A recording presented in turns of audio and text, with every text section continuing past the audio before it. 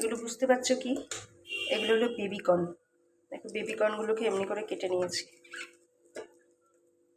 মানে মাঝখান থেকে কেটে আবার একটা পিস করে নিয়েছি বেবিকর্নটাকে। আর এদিকে বেসন, চালের গুঁড়ো, নুন, হলুদ, লঙ্কার গুঁড়ো এই খালি রয়েছে। এটাকে ভিজিয়ে রেখেছিলাম কিছুক্ষণ, আবার একটু ফেটিয়ে নিলাম বেশি করে। আর এদিকে কি আছে বলো তো? Bread crumb. ব্রেড ক্রাম্বটা আমার বানানো কীভাবে জানো? ব্রেড ক্রাম্ব আমার কাছে গুঁড়ো করা ছিল না, তাই বাড়িতে ওই যে টোস্ট বিস্কুট আমরা খাই না, টোস্ট বিস্কুট, সেই টোস্ট বিস্কুটটাকে এরকম করে মিক্সিতে করে নিয়েছি। টোস্ট বিস্কুটকে মানে না থাকলে কি হবে, একটা তো ব্যবস্থা করতে হবে, সেই টোস্ট বিস্কুটকে ওরকমভাবে গুঁড়ো করে নিয়েছি। এবার এটা বেসনে চুবালাম। এবার এইখানে ব্রেড ক্রাম্ব, যেটা তোমরা দোকান থেকে কিনবে, সেটা আমি বাড়ি থেকে বানিয়েছি টোস্ট বিস্কুট দিয়ে। দিয়ে এই ছাড়লাম। গ্যাসটা কিন্তু সিমে থাকবে একদম। এই আর একটা, তোমরা বেবিকর্ন কিভাবে করো? আবার এই বেবিকর্ন দিয়ে না আমি আবার চিলি বেবিকর্ন করি। বেবিকর্ন দিয়ে আমি অনেকগুলো আইটেমই করি। চিলি বেবিকর্ন ফ্রাইড রাইসের সাথে কিন্তু দারুণ যায়, ওটাও করি। তো আজকে আবার সন্ধ্যাবেলা হচ্ছে বেবিকর্ন পকোড়া হবে। তো এইভাবে একটার পর একটা ছাড়ছি, গ্যাস একেবারে সিমে। দেখা যাক কেমন হয়। হবে তো দারুণই। আবার করে আসছি বাকিটা, করার পর দেখাচ্ছি। নিজস্ব বানানো ব্রেড ক্রাম্ব।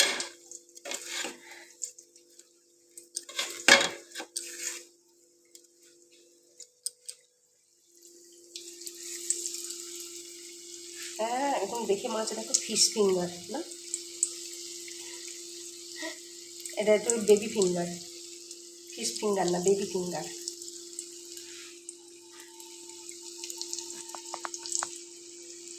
কি হলো এক সাইডটা, ওয়াও!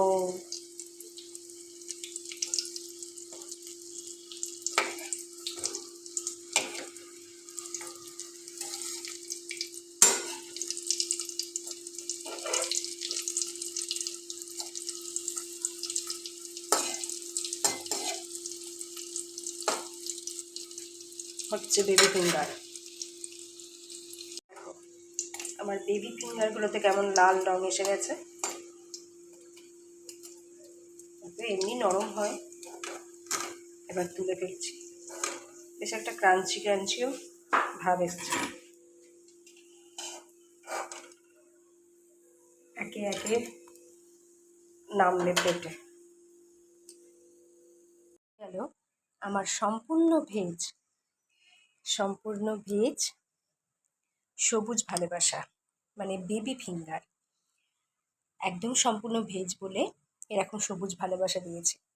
তো এই দেখো আমার বেবি ফিঙ্গার রেডি।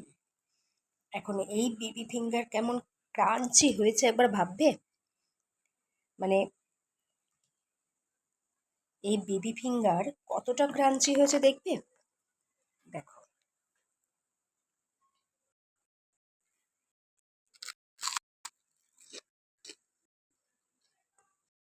দেখো